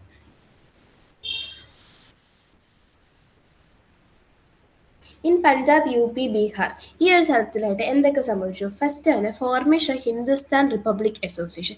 ഹിന്ദുസ്ഥാൻ റിപ്പബ്ലിക് അസോസിയേഷൻ 1924 ഫോം ചെയ്യാണ്. ഇപ്പം നമ്മൾ ഈ പറയുന്നതൊക്കെ ഓരോ ഇയറിലും ഫോം ചെയ്തിട്ടുള്ള ഓരോ അസോസിയേഷൻസും പാർട്ടീസും കാര്യങ്ങളൊക്കെയാണ്. അപ്പം ഇതിനകത്ത് ഈ ഫോർമേഷൻ ഹിന്ദുസ്ഥാൻ റിപ്പബ്ലിക് അസോസിയേഷൻ 1924 കാൺപൂരിൽ വെച്ച് ഫോം ചെയ്യാണ്. ആരാണ് ഫോം ചെയ്തത്? രാം പ്രസാദ് ബിസ്മിൽ, JC ചാറ്റർജി, സച്ചിൻ സന്യാൽ ഇവരെല്ലാവരോട് ചേർന്നിട്ട് ഫോം ചെയ്യാണ് ഹിന്ദുസ്ഥാൻ റിപ്പബ്ലിക് അസോസിയേഷൻ എന്ന് പറഞ്ഞത്. അതുപോലെ ഇത് കഴിഞ്ഞിട്ട് നടക്കുന്ന ഖാക്കൂരി ഇൻസിഡന്റ് 1925 ഖാക്കൂരി ഇൻസിഡന്റ് ഖാക്കൂരി വില്ലേജ് ലക്നൌവിൽ വെച്ച് നടക്കുകയാണ്. ഈ ഇൻസിഡന്റിൽ പാർട്ടിസിപ്പേറ്റ് ചെയ്ത ആരൊക്കെയാണ്? അഷ്ഫഖുല്ല, റോഷൻ സിംഗ്, രാം പ്രസാദ് ബിസ്മിൽ, രാജേന്ദ്ര ലഹിരി ഒക്കെയാണ്. രാജേന്ദ്ര ലഹിരി പിന്നീട് എന്താണ് തൂക്കിക്കൊല്ലുകയാണ് ചെയ്യുന്നത്. അപ്പോൾ ഒരു ഖാക്കൂരി ഇൻസിഡന്റ് 1925 നടക്കുന്നുണ്ട്. ആരൊക്കെ പാർട്ടിസിപ്പേറ്റ് ചെയ്തെന്നുള്ളത് നോക്കുക.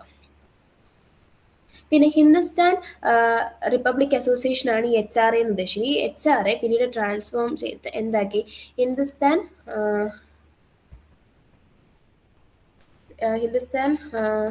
എസ് എന്ന് ഉദ്ദേശിക്കുന്നത്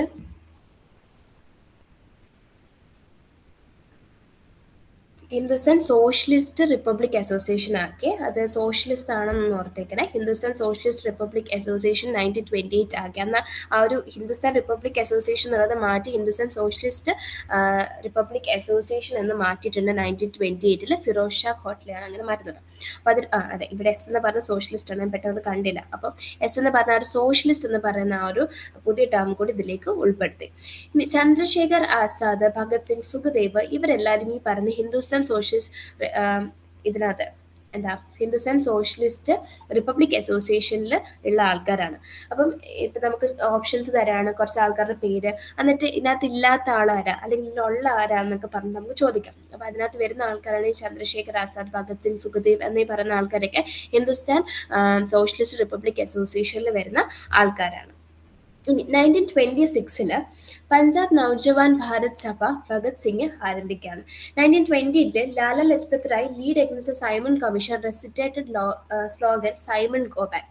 ഈ സൈമൺ ഗോ ബാക്ക് എന്ന് പറയുന്ന സ്ലോഗൻ ആര് പറഞ്ഞതാണെന്ന് ചോദിക്കാം. നമ്മൾ നേരത്തെ ഒരെണ്ണം പറഞ്ഞില്ലേ, ഇക്ലാബ് സിന്ദാബാദ് എന്ന് പറഞ്ഞത്, അതുപോലെ ലാല ലജ്പത് റായ് പറഞ്ഞ സ്ലോഗനാണ് സൈമൺ ഗോ ബാക്ക്. സൈമൺ കമ്മീഷനെതിരെ ലാല ലജ്പത് റായ് നടത്തിയിട്ട് പറഞ്ഞിട്ടുള്ള ഒരു സ്ലോഗനാണ് സൈമൺ ഗോ ബാക്ക് എന്ന് പറഞ്ഞത്.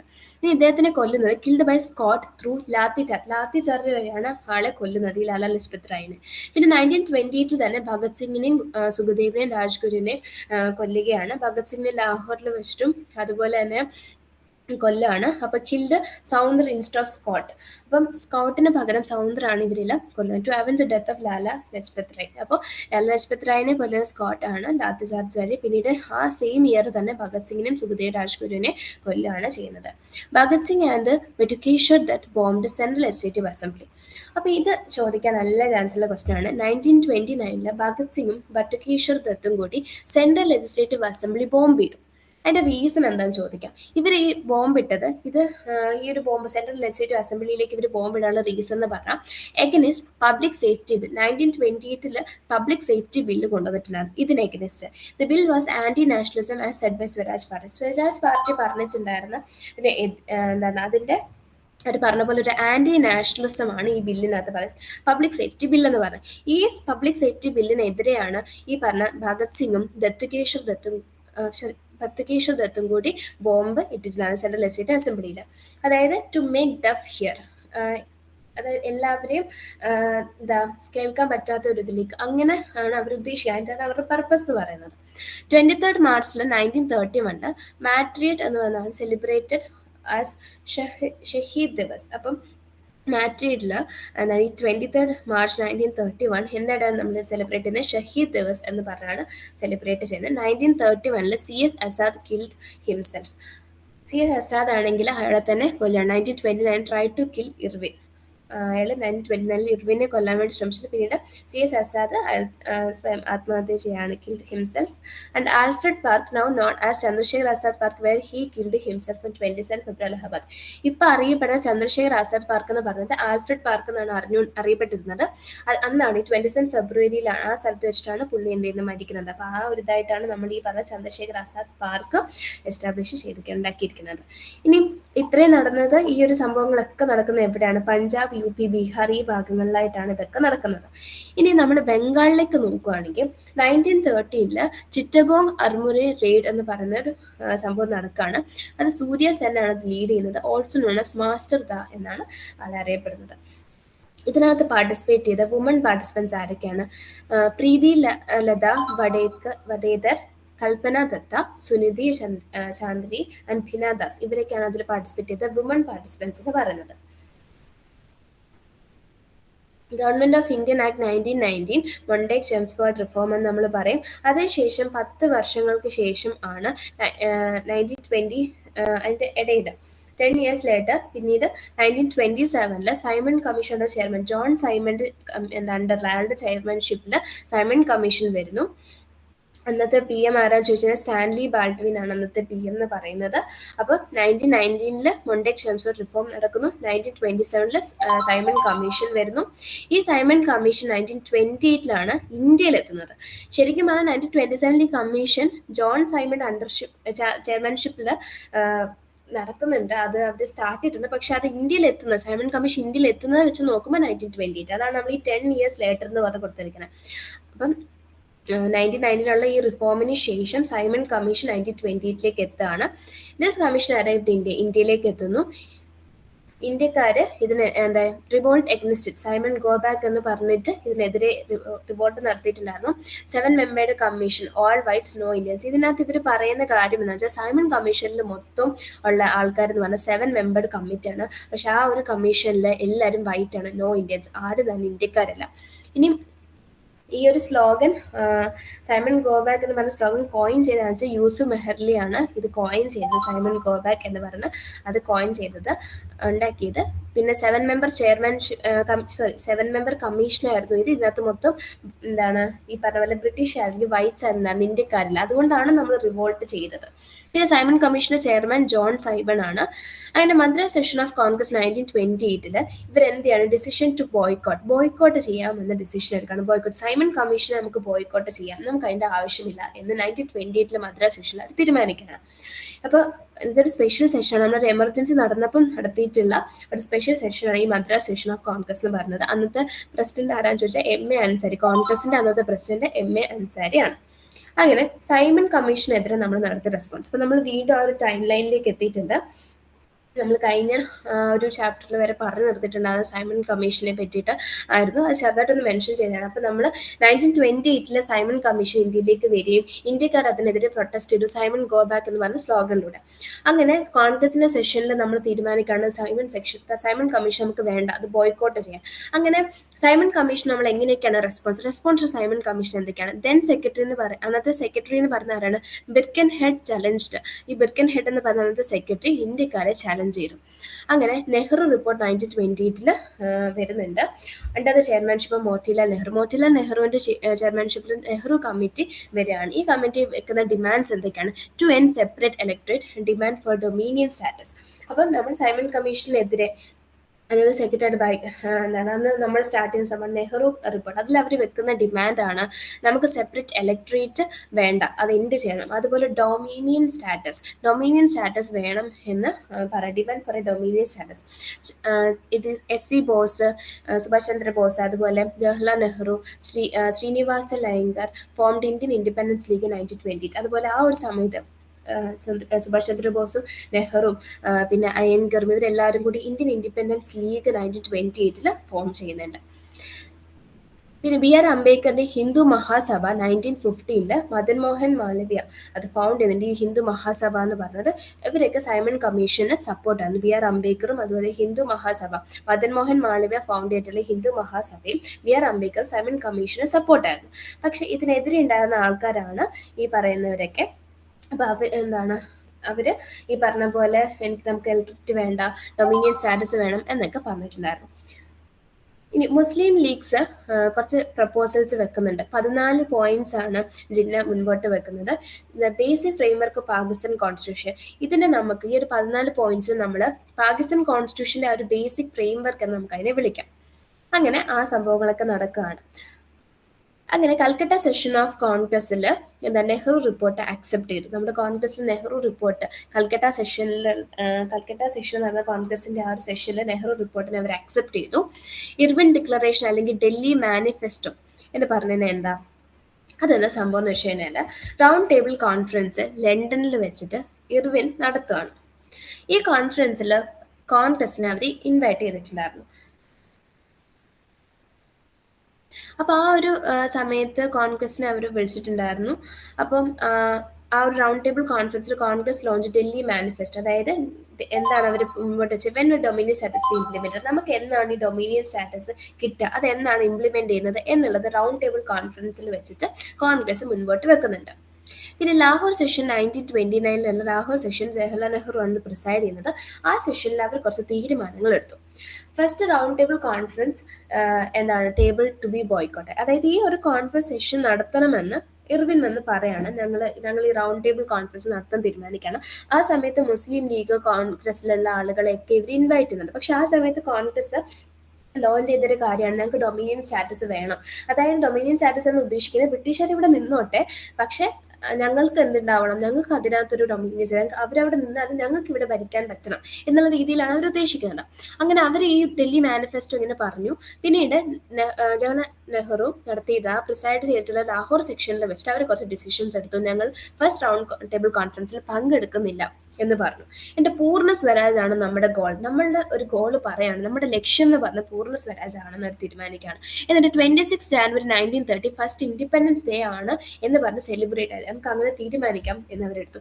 31 ഡിസംബർ 1929 എന്ത് ചെയ്തു? Flag hoist on the bank of Ravi റിവറിന്റെ തീരത്ത് ഫ്ലാഗ് ഹോയിസ്റ്റ് ചെയ്ത് വിത്ത് സ്ലോഗൻ. എന്ത് സ്ലോഗനാണ്? ഇക്ലാബ് സിന്ദാബാദ് എന്ന് പറഞ്ഞ സ്ലോഗനിലൂടെ ജവഹർലാൽ നെഹ്റു എന്ന ഫ്ലാഗും ഹോയിസ്റ്റ് ചെയ്തു. മൗലാന ഹസ്രത്ത് മൊഹാനിയാണ് ആ ഒരു സ്ലോഗൻ മുൻപോട്ട് വെച്ചത്. അത് പറഞ്ഞുകൊണ്ട് ജവഹർലാൽ നെഹ്റു എന്ത് ചെയ്തു? രവി റിവറിന്റെ തീരത്തായിട്ട് ഫ്ലാഗ് ഹോയിസ്റ്റ് ചെയ്തു. Gandhiji civil discipline movement launch ചെയ്തു. ഈ സെഷനിന് ശേഷമാണ് ഈ പറഞ്ഞ ഡിസിഷൻസ് ഒക്കെ എടുക്കുന്നത്. അപ്പോൾ റൗണ്ട് ടേബിൾ കോൺഫറൻസ് നമ്മൾ പങ്കെടുക്കുന്നില്ല, നമ്മുടെ ഗോൾ പൂർണ്ണ സ്വരാജാണ്. 1930 26 ജാനുവരി നമ്മൾ ഇൻഡിപെൻഡൻസ് ഡേ ആയിട്ട് ആഘോഷിക്കാൻ പോവാണ്. അതുപോലെ ഗാന്ധി സിവിൽ ഡിസിപ്ലിൻ മൂവ്മെന്റും ലോഞ്ച് ചെയ്തു. 31 ഡിസംബർ 1929 എന്ത് ചെയ്തു? ഫ്ലാഗും ഹോയിസ്റ്റ് ചെയ്തു. അങ്ങനെ ഇത്രയും കാര്യങ്ങൾ ആ ഒരു ഡിസിഷനിൽ നടക്കുകയാണ്. അപ്പോൾ Gandhiji civil discipline movement start ചെയ്തു. ഇക്ലാബ് സിന്ദാബാദ് എന്ന് പറയുന്ന സ്ലോഗൻ മൗലാന ഹസ്രത്ത് മോഹൻ്റെതാണ്. ആ ഒരു സ്ലോഗൻ പറഞ്ഞു. 31 ജാനുവരി 1930 ഗാന്ധിജി 11 ഡിമാൻഡ്സ് വെക്കുകയും ചെയ്തിട്ടുണ്ടായിരുന്നു. പിന്നീട് ഈ ഒരു സിവിൽ ഡിസൊബീഡിയൻ മൂവ്മെന്റ് ഭാഗമായിട്ട് നമ്മൾ പറയുന്ന ഒരു മാർച്ചാണ്, ഇങ്ങനെ നടന്നു പോകുന്ന ആ ഒരു ജാഥയാണ് ദണ്ഡി മാർച്ച് എന്ന് പറയുന്നത്. ഇത് 12th മാർച്ച് മുതൽ 6th ഏപ്രിൽ 1930 വരെയാണ് ഇത് നടന്നിട്ടുള്ളത്. എത്ര മൈൽസ് ഇവർ നടന്നു? 241 മൈൽസ് ആണ് നടന്നത്. Gandhi march with 78 delegates. എത്ര ഡെലിഗേറ്റ്സ് പങ്കെടുത്തിട്ടുണ്ടായിരുന്നു? 78 ഡെലിഗേറ്റ്സ് പങ്കെടുത്തിട്ടുണ്ടായിരുന്നു. From Sabarmati to Dandi. സബർമതിയിൽ നിന്നും ദണ്ഡിയിലേക്ക് എത്ര പേര്? 78 ഡെലിഗേറ്റ്സ്. ഈ 241 മൈൽസ് അവർ എന്ത് ചെയ്തു? ഇവർ നടന്നുപോയി. ഇവർ ഇതുകൊണ്ട് ഉദ്ദേശിച്ചത് സോൾട്ട് ലോ, അന്ന് നിലവിലുണ്ടായിരുന്ന ആ സോൾട്ട് ലോ വൈലേറ്റ് ചെയ്യണം എന്നാണ് ഇവർ ഇതിലൂടെ ഈ ഒരു മാർച്ചിലൂടെ എടുക്കുന്നത്. അപ്പൊ സബർമതി എന്ന് പറഞ്ഞ എവിടെ, അലഹബാദിലും ദണ്ഡി എന്ന് പറഞ്ഞത് നേവ്സാർ എന്ന് പറഞ്ഞ സ്ഥലത്തുമാണ്. Gandhi decided to raid Dharasana arrested 4th May. പിന്നീട് ദർശന എന്ന് പറഞ്ഞ സ്ഥലം റെയ്ഡ് ചെയ്യും. പിന്നീട് ആള് 4th May അറസ്റ്റ് ആവുകയൊക്കെ ചെയ്യുന്നുണ്ട്. Spread of salt disobedience.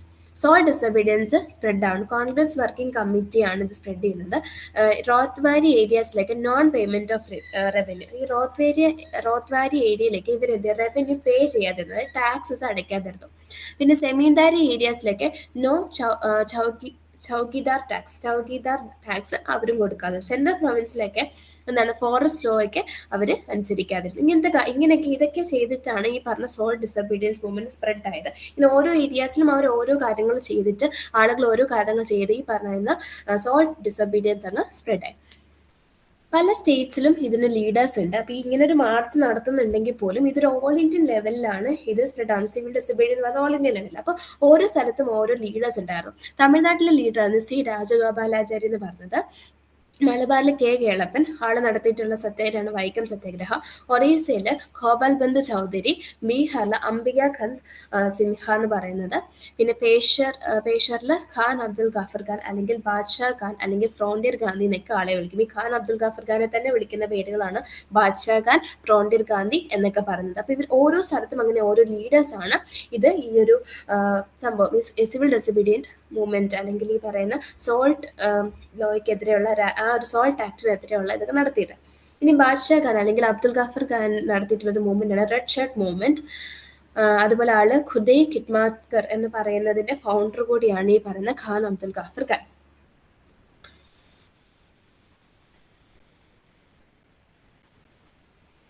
പിന്നീട് നമ്മൾ പറയുന്നത് ദർശന, സരോജിനി നായിഡു ആൻഡ് കമല ദേവി ചത്തോപതി. ഇവർ രണ്ടുപേരും കൂടി നടത്തിയാണ് ദർശന എന്ന് പറഞ്ഞത്. Sarojini Naidu persuaded Gandhi to seek woman participation. അപ്പോൾ ഗാന്ധിജിയുടെ അടുത്ത് സരോജിനി നായിഡു മുൻപോട്ട് വെക്കുന്ന ഒരു കാര്യമാണ് നമുക്ക് വുമൺ പാർട്ടിസിപ്പേഷൻ വേണം എന്ന് പറഞ്ഞിട്ട്. അതിന് മണിപ്പൂരിലും നാഗാലാൻഡിലും റാണി ഖേഡിനി എന്ത് ചെയ്തിട്ടുണ്ടായിരുന്നു, പാർട്ടിസിപ്പേറ്റ് ചെയ്തിട്ടുണ്ട്. ഈ കമല ദേവി ചത്തോപതി ഗാന്ധിയുടെ അടുത്ത് പറഞ്ഞൊരു കാര്യമാണ് do not restrict men alone. മെന്നിനെ മാത്രം, അതിനെ മാത്രം റെസ്ട്രിക്ട് ചെയ്യാതിരിക്കുക എന്ന്, അവരെ മാത്രം റെസ്ട്രിക്ട് ചെയ്യാതിരിക്കുക എന്ന് പറഞ്ഞത് ആരാണ്? കമല ദേവി ചത്തോപതിയാണ് പറഞ്ഞിട്ടുള്ളത്. ഇനി forms of mobilisation. Prabhat Pheri, Vanar Sena and Manjari Sena. അത് നോക്കണ്ട കേട്ടോ. ഇനി നമ്മൾ ഇതിന്റെ ശേഷം നടക്കുന്ന അപ്പോൾ ഒരു മാർച്ച് നടന്നു, ഈ ദണ്ഡി മാർച്ച് നടന്നു. അതിനുശേഷം ഗാന്ധി ഇർവിൻ ഫാക്ചർ. അപ്പം നമ്മൾ പറഞ്ഞില്ലേ ഫസ്റ്റ് ഇവരുടെ ഈ പറഞ്ഞ പോലെ ഇർവിൻ നടത്തുന്ന ആ ഒരു സെഷൻ നമ്മൾ ഇവിടെ പറഞ്ഞിട്ടുണ്ടായിരുന്നു. റൗണ്ട് ടേബിൾ കോൺഫറൻസിൽ നടത്താൻ വേണ്ടിയിട്ട് ഇർവിൻ തീരുമാനിച്ചിട്ടുണ്ടെന്നും, പക്ഷെ എന്താണ് കോൺഗ്രസ് അത് ബോയ്ക്കോട്ട് ചെയ്തു. ഫസ്റ്റ് റൗണ്ട് ടേബിൾ കോൺഫറൻസിൽ കോൺഗ്രസ് പങ്കെടുത്തിട്ടുണ്ടായിരുന്നില്ല. അപ്പൊ അങ്ങനെ ഇരിക്കുന്ന സമയത്ത് ഗാന്ധിജിയും ഇർവിനും കൂടി ഒരു പാക്റ്റിലൊരു എന്താണ് സമാധാനത്തിലെത്തുവാണ് 1931. ഇർവിൻ ഗാന്ധിജിയുടെ അടുത്ത് പറഞ്ഞ ഡിമാൻഡ് എന്ന് വെച്ചാൽ നിങ്ങൾ ഒരു കാര്യം ചെയ്യണം, നിങ്ങൾ ഇപ്പൊ നടന്നുകൊണ്ടിരിക്കുന്ന ഈ സിവിൽ ഡിസബിലിറ്റി മൂവ്മെന്റ് അങ്ങ് നിർത്തിവെക്കണം, അതുപോലെ നിങ്ങൾ സെക്കൻഡ് റൗണ്ട് ടേബിൾ കോൺഫറൻസിൽ പങ്കെടുക്കണം എന്ന് ഇർവിൻ ഗാന്ധിജിയോട് ഡിമാൻഡ് ചെയ്തു. അപ്പൊ ഗാന്ധിജി എന്തൊക്കെ ഡിമാൻഡ്സാ തിരിച്ച് പറഞ്ഞത്? Release political prisoners not convicted of violence. Political പ്രിസണേഴ്സിനെയൊക്കെ നിങ്ങൾ റിലീസ് ചെയ്യണം, അതായത് വയലൻസിലൊന്നും പങ്കെടുക്കാത്ത എല്ലാ പൊളിറ്റിക്കൽ പ്രിസണേഴ്സിനും നിങ്ങൾ റിലീസ് ചെയ്യണം എന്ന് ഗാന്ധി പറഞ്ഞു. Give property back not sold to third party. നിങ്ങൾ എന്താണ് എടുത്തിരിക്കുന്ന പ്രോപ്പർട്ടീസുകളെല്ലാം അവർക്ക് തന്നെ തിരിച്ചു കൊടുക്കണം, അതായത് വേറൊരാൾക്ക് അത് വിൽക്കാൻ പാടില്ല. Right to produce salt for personal consumption. നമ്മുടെ ആവശ്യങ്ങൾക്ക് പേഴ്സണൽ ആയിട്ടുള്ള കൺസപ്ഷന് വേണ്ടി സോൾട്ട് പ്രൊഡ്യൂസ് ചെയ്യാൻ ഞങ്ങൾക്ക് അവകാശം തരാം. ഇത്രയും കാര്യങ്ങളാണ് ഗാന്ധിജി വെക്കുന്ന ഡിമാൻഡ്സ്. അപ്പോൾ തിരിച്ചെറിവിന് വെച്ച ഡിമാൻഡുകളാണ് ഈ പറഞ്ഞ സിവിൽ ഡിസബിലിറ്റി മൂവ്മെന്റ് സസ്പെൻഡ് ചെയ്യണം, അതുപോലെ സെക്കൻഡ് റൗണ്ട് ടേബിൾ കോൺഫറൻസ് നിങ്ങൾ പാർട്ടിസിപ്പേറ്റ് ചെയ്യണമെന്നും ഇങ്ങനെ ഇർവിൻ പറഞ്ഞു. അപ്പോൾ ഫസ്റ്റ് റൗണ്ട് ടേബിൾ കോൺഫറൻസിൽ നമ്മൾ ആരാണ്? കോൺഗ്രസ്സുകാർ പങ്കെടുത്തിട്ടില്ല. കോൺഗ്രസ്സുകാർ പറയുന്നുണ്ട് ഞങ്ങൾക്ക് പങ്കെടുക്കാൻ താല്പര്യമില്ല, ഞങ്ങൾക്ക് എന്ത് വേണം, ഒരു ഡൊമിനിയൻ സ്റ്റാറ്റസ് വേണം എന്നൊക്കെ പറയുന്നുണ്ട്. അങ്ങനെ ഒരു പങ്കെടുത്തില്ല. അപ്പൊ സെക്കൻഡിൽ എന്താണ് ഗാന്ധിജിയുടെ അടുത്ത് വന്ന് ഇർവിൻ പറയാണ് ഇതുപോലെ നിങ്ങൾ പങ്കെടുക്കണം എന്ന് പറയാണ്. പിന്നീട് കറാച്ചി സെക്ഷനിൽ 29 മാർച്ച് 1931 കറാച്ചി സെക്ഷനിൽ അത് സർദാർ വല്ലഭായ് പട്ടേലാണ് അത് എന്ത് ചെയ്ത് പ്രിസൈഡ് ചെയ്യുന്നത്. Congress agreed to participate in second round table conference. Congress പറഞ്ഞു ശരി ഞങ്ങൾ സെക്കൻഡ് റൗണ്ട് ടേബിൾ കോൺഫറൻസിൽ എന്ത് ചെയ്യാം, പാർട്ടിസിപ്പേറ്റ് ചെയ്യാം, അതുപോലെ സിവിൽ ഡിസബിലിറ്റി മൂവ്മെന്റ് സസ്പെൻഡ് ചെയ്യാമെന്ന് തീരുമാനിക്കുകയാണ്. പിന്നെ മീനിങ് ഓഫ് പൂർണ്ണ സ്വരാജ്. ഈ പൂർണ്ണ സ്വരാജ് എന്ന് നമ്മൾ നേരത്തെ തന്നെ പറഞ്ഞിട്ടുണ്ടായിരുന്നു.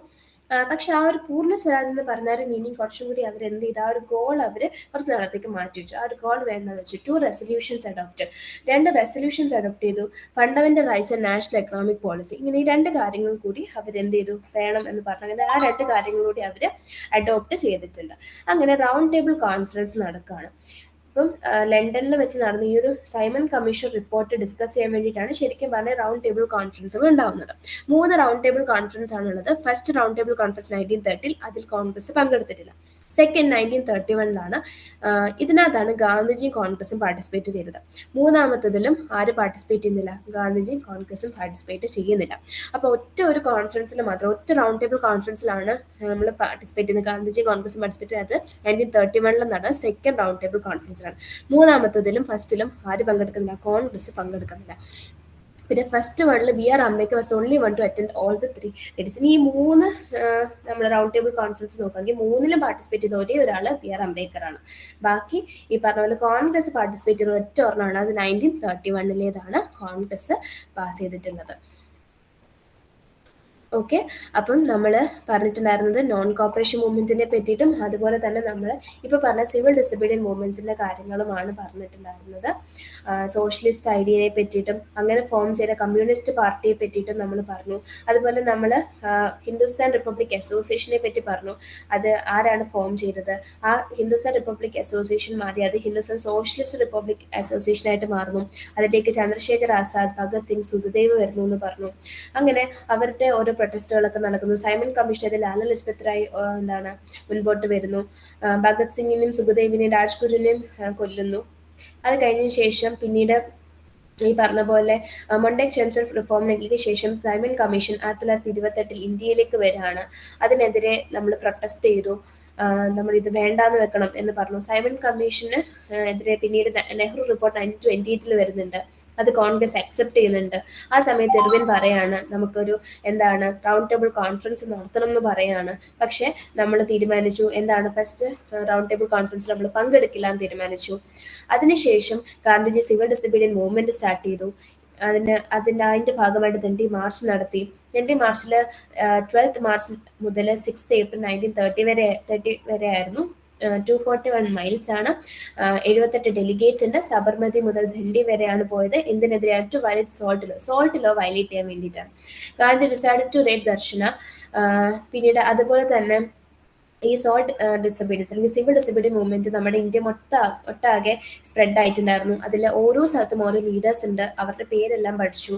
അതിനുശേഷം പിന്നീട് ഗാന്ധി ഇർവിനും കൂടി ഈ പറയുന്ന ഗാന്ധിജിയും ഇർവിനും കൂടി എന്ത് തീരുമാനിക്കുകയാണ്, നമുക്ക് ഒരു പാക്റ്റ് ഉണ്ട്, സമാധാനത്തിന് നമുക്ക് വരാം, നമുക്ക് കുറച്ച് ഡിമാൻഡുകൾ ഉണ്ടെന്ന് പറഞ്ഞു. ഗാന്ധിജി 3 ഡിമാൻഡ്സ് വെച്ചു. ഞങ്ങളുടെ പൊളിറ്റിക്കൽ പ്രിസണേഴ്സിനെ നിങ്ങൾ റിലീസ് ചെയ്യണം, ഞങ്ങൾക്ക് സോൾട്ട് പ്രൊഡ്യൂസ് ചെയ്യാൻ പറ്റണം, അതുപോലെ ഞങ്ങളുടെ കയ്യിൽ നിന്ന് എടുത്തിട്ടുള്ള പ്രോപ്പർട്ടി തിരിച്ചു തരണം എന്നൊക്കെ ഗാന്ധി ഡിമാൻഡ് ചെയ്തു.